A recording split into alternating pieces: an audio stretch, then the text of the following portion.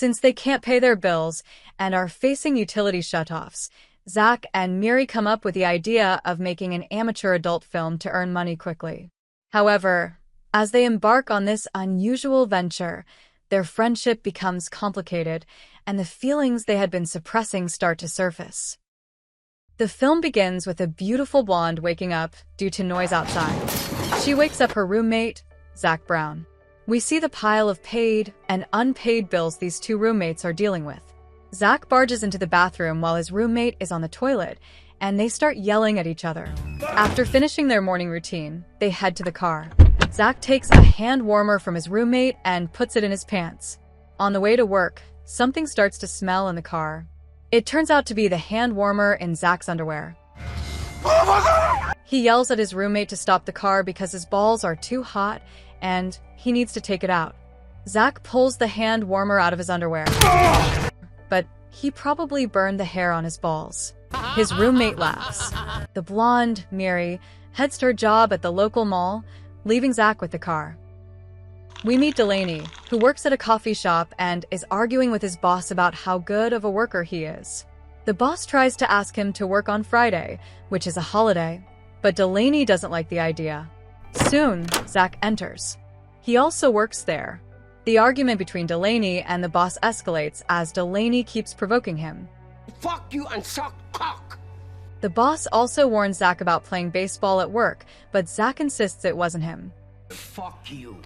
After the boss leaves, Zach tells his friend that he asked his boss for Friday off because it's the 10th anniversary of his and Miri's high school graduation, and he plans to drink himself into oblivion, so he needs Saturday off.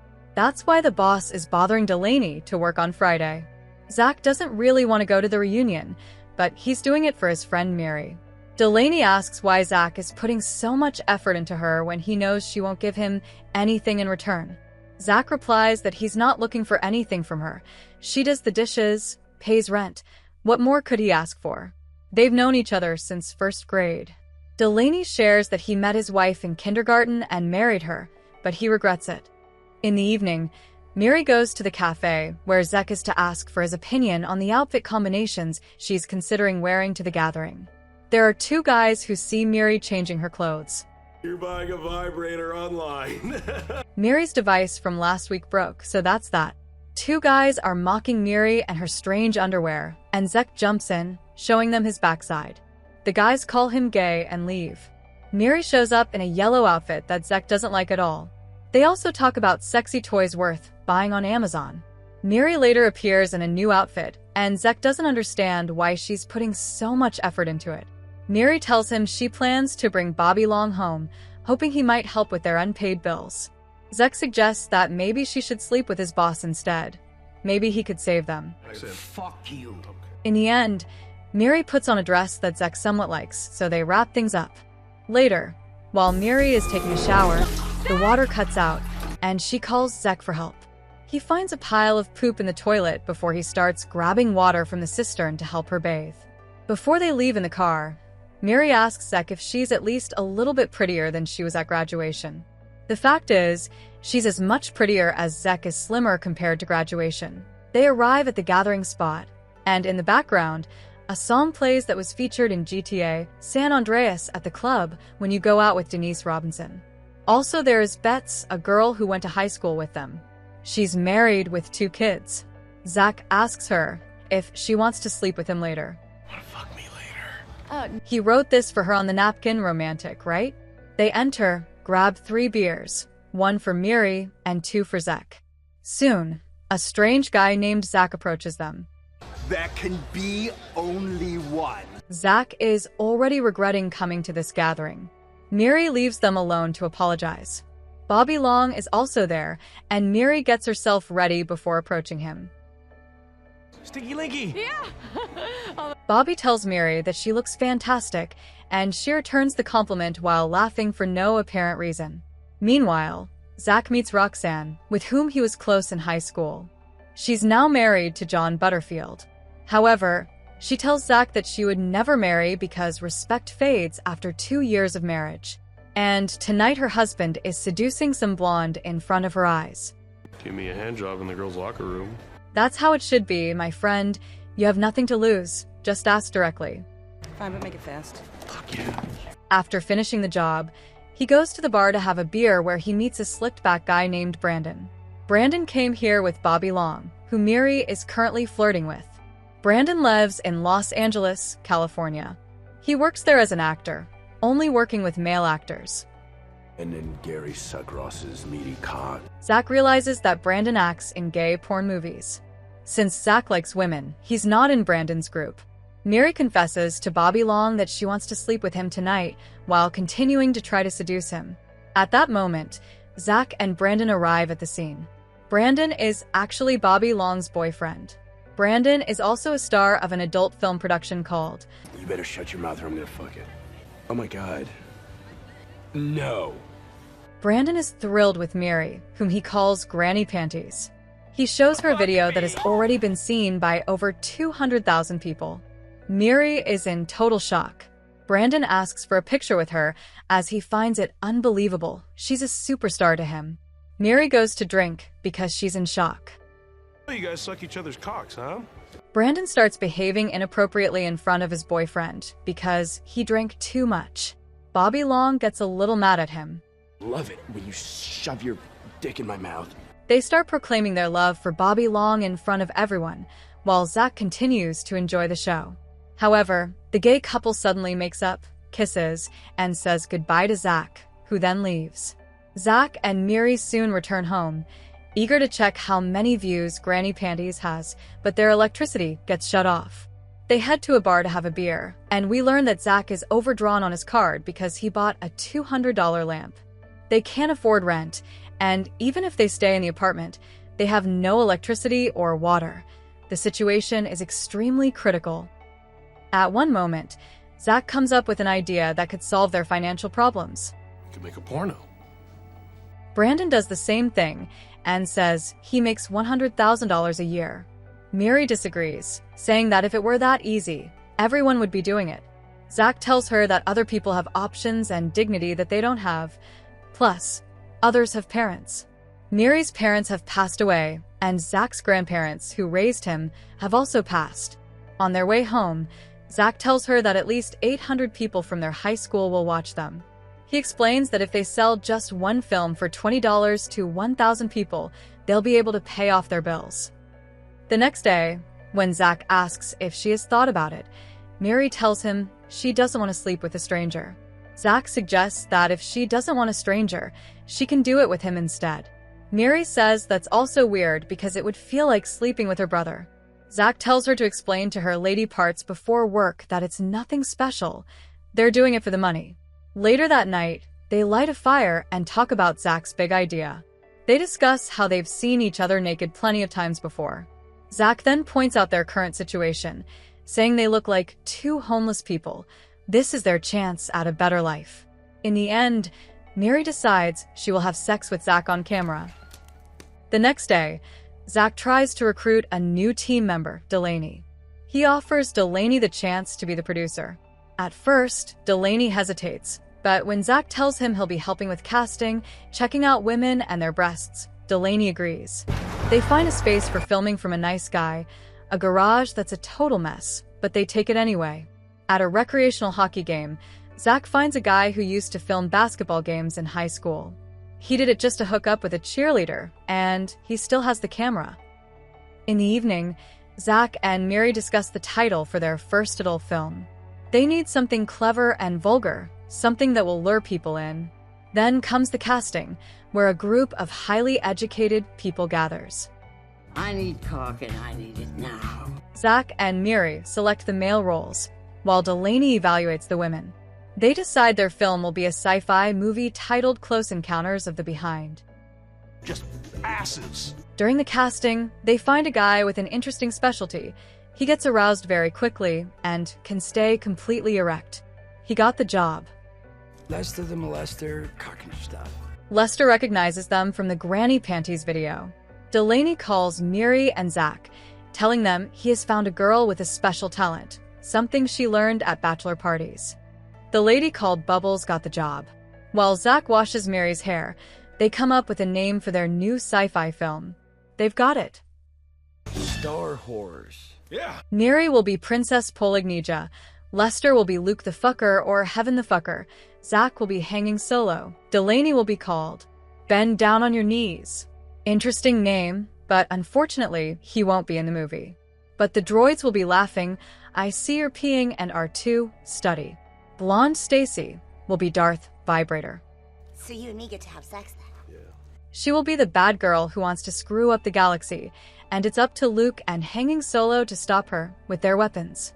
Zach wants Miri to have sex only with him in the film, but when Lester expresses interest in sleeping with her too, Miri agrees. Since everyone in the movie is having scenes with two people, she thinks it's fair for her to do the same. Zach tries to stop her, but Miri tells him she's been with uglier guys than Lester, so it's not a big deal for her. Are we really gonna shoot this in outer space? She definitely wasn't with anyone dumber than him.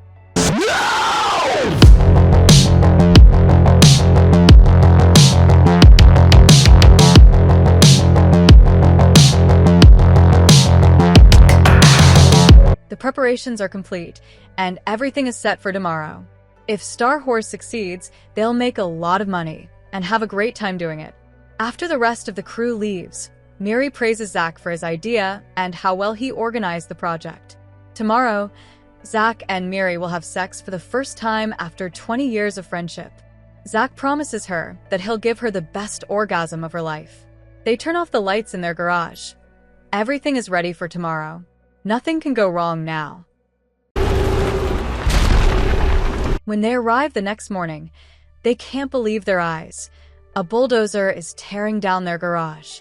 They try to explain that they rented it a month ago from Mr. Jenkins, only to find out that the man who leased it to them doesn't actually own it. Their equipment is still inside, and now they're down a few $1,000s.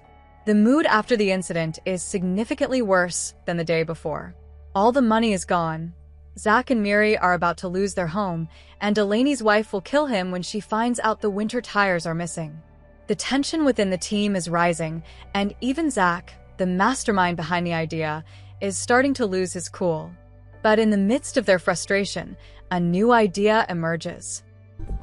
What are you doing? Fuck yes! They have a space. Now Zach just needs to find a camera. Luckily, his boss, that sly Indian son of a bitch, has been secretly recording them at work the whole time. Zach is fired up again.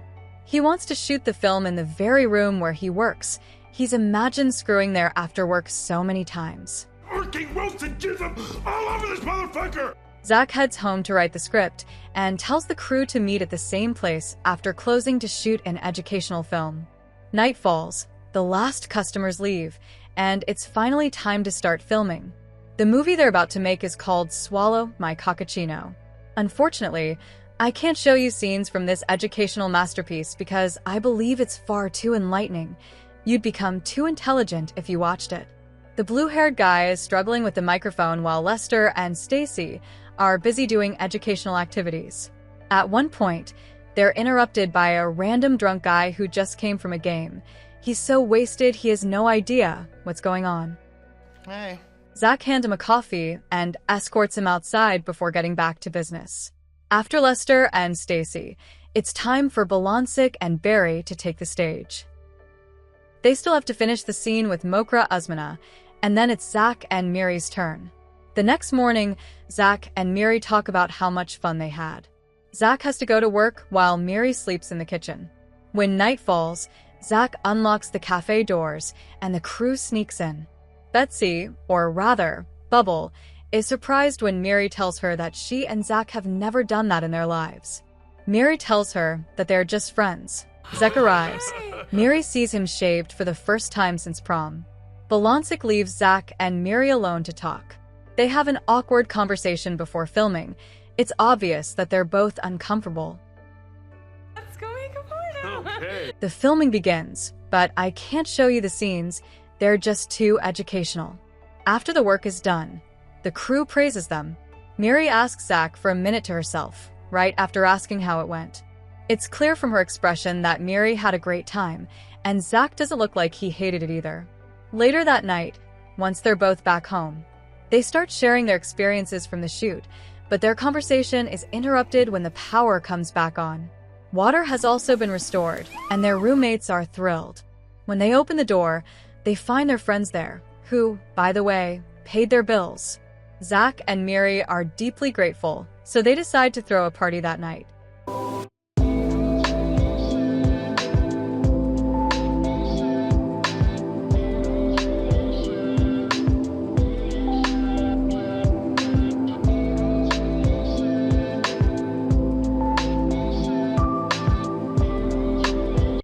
Delaney and Lester are asleep, while Miri and Stacy discuss what happened earlier between Zach and Miri as the rest of the crew goof around.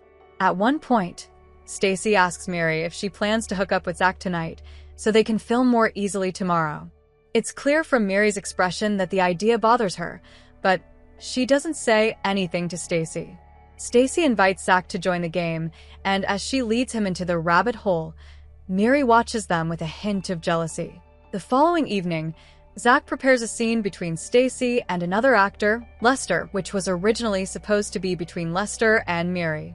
Zach is surprised when Miri insists on filming the scene as it was originally planned. In the back room, confused, Zach asks if she's doing this out of spite, noting that Stacy told him Miri wouldn't mind sleeping with him. Miri corrects him, explaining that she didn't mind that Stacy offered to sleep with him, but she didn't expect him to actually go through with it. Considering it some kind of test, Zach admits that during their scene, they really made love and emotionally connected, and he confesses that he loves her. When Miri doesn't reciprocate the same feelings, Zach angrily leaves, while the crew continues filming. When Miri returns home, she finds that Zach has packed up all his things and left. 3 months later, we see two guys who filmed Granny's panties throwing something at a guy in the crotch. When they finish, we find out that it's Zach, who is now working as a mascot at Pittsburgh Penguins hockey games, letting people shoot paintball guns at him. I sure as shit hope this pays better, I tell you. They go for coffee and catch up on what's new. Delaney's wife never found out about the camera because he paid off the bills. Now he's rich. Post office fucking settled? 160 large, son. Delaney asks Zach to watch the film they made, but Zach isn't interested. Delaney tells him that the movie they shot doesn't make sense. It needs an ending, but Zach argues that it's just a porno, so it doesn't really need one. Delaney convinces him to come back to Monroeville to his place for a few hours to watch the film. They arrive at Delaney's house, where they meet his wife. Who in the fuck is this now? This woman is a bit nervous. Zach goes to another room while they continue arguing, and Zach realizes he's gone the wrong way. He heads to the basement where he meets Deacon, the guy with the camera. Delaney soon joins them after finishing his conversation with his wife. They show him the film they made, but there's no part with Lester and Miri because that night, after Zach left, Miri came and told them she couldn't do it. The light bulbs go off in Zach's head. Delaney starts giving a motivational speech, saying that Zach and Miri showed them the way to make something special in life. Sometimes, we need someone to show us something we don't see ourselves, and it changes us forever. Delaney tells Zach that every film deserves an ending. Zach hugs him and leaves. Zach drives back to the apartment where he and Miri used to live, opens the bathroom door, and there he finds her. Close over. Just close the fucking door, Zach! Okay. This also happened at the beginning of the film. Close the fucking door if you're gonna take a shit! Zach confesses to Miri that he didn't sleep with Stacy that night. When they went into that room, they talked about her and their relationship. He admits that he can't go back to just being friends with her because their relationship has changed him. Miri, in tears, listens as Zach tells her that he believes she feels the same way because the night he left, she didn't go through with the scene with Lester. At that moment, Lester walks out of the neighboring room, completely naked. I don't care that you're fucking Lester, okay? As Zach pours his heart out, reminiscing about everything he and Miri have been through since elementary school, Lester interrupts, casually clarifying that he and Miri aren't sleeping together. Lester explains that he asked, but she wasn't interested.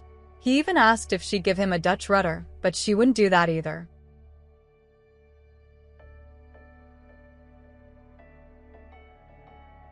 Lester mentions that there's also a double Dutch rudder, but Zach has more pressing matters to deal with. Ignoring him, Zach asks why Lester is even there if they aren't together. Lester explains that he moved in because Miri couldn't afford rent, but he didn't actually help her with it. He then casually adds that Miri has been staying in his room because she misses Zach's scent. Miri then steps out of the bathroom, and she and Zach embrace, kissing passionately as they finally confess their love for each other. Through happy tears, Miri tells him that if he asks nicely, she'll give him a Dutch rudder for the rest of his life. Let us fuck. And that's it for this movie. Don't forget to subscribe to the channel so I can reach 1,000 subscribers as soon as possible. I'll see you in the next video. Wait, there's more. Delaney reveals that they now have their own production company, Zach and Miri Make Your Porno, specializing in filming videos for amateur couples. Before new actors step in front of the camera, Lester is there to ask them a few important questions. We also learn that many of the film ideas they joked about at the beginning have actually been made, and they've become huge successes. Brandon and Bobby Long make an appearance, thanking Zach and Miri for saving their marriage. Brandon now looks at Bobby Long's but like it's a beautiful orchid, cherry blossom.